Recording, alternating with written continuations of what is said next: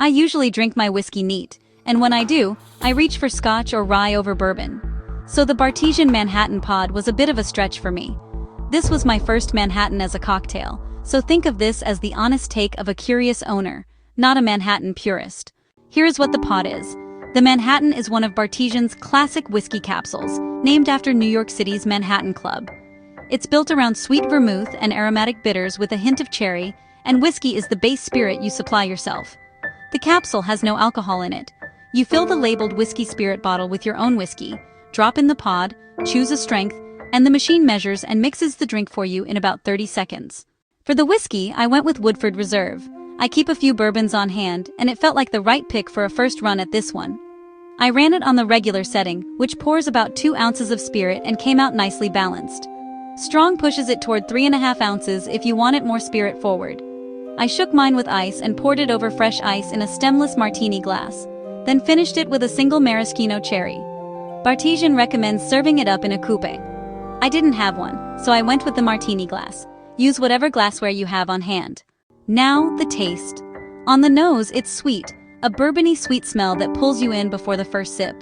That first sip carries the same clear bourbon character, unmistakably whiskey, but it goes down smooth instead of hot or harsh. The sweet vermouth and bitters round it out and keep it balanced, and it finishes clean with no rough edge, even on regular. For someone who's new to whiskey cocktails, it was an easy drink to like. Who is it for? If you like bourbon or whiskey, or you're curious about whiskey cocktails but usually drink yours neat like I do, this is an easy one to enjoy.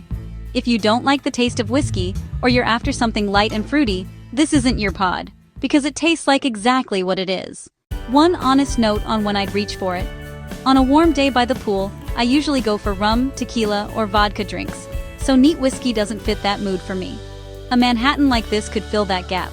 It's also a nice pour for an evening at home with guests when you want whiskey in cocktail form without mixing one by hand.